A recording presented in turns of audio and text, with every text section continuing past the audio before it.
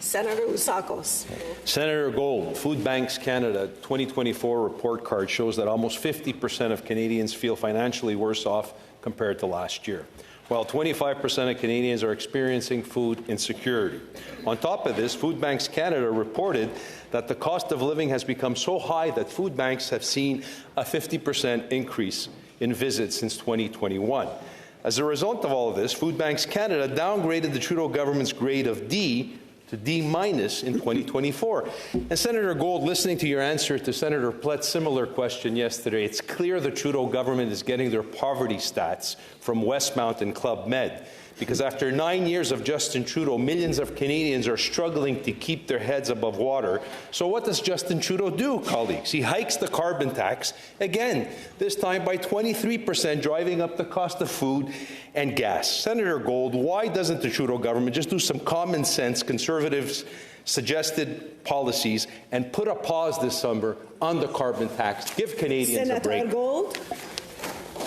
Well, thank you for your question. I think when the Conservative Party starts putting forward actually responsible, credible policies to address whether it's the climate or the changing economic circumstances, and frankly, affordability, which is a real problem, a serious problem that all Canadians are facing, including food insecurity, which is a serious matter. At that point, I think that any sensible government in power would be willing to listen. But until then, these are empty, rhetorical, partisan points, and again, is a waste of our time in this chamber.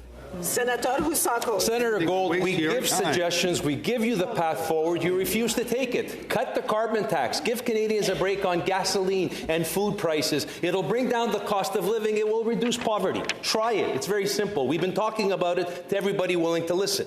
As Food Banks Canada wrote in their report, and I quote, as poverty and food insecurity worsens in every corner of the country, most governments are not responding with the urgency that is needed. So again, I will be plain and simple. Will your government cut the carbon tax, give Canadians a break at the pumps, at the grocery store, so they can have...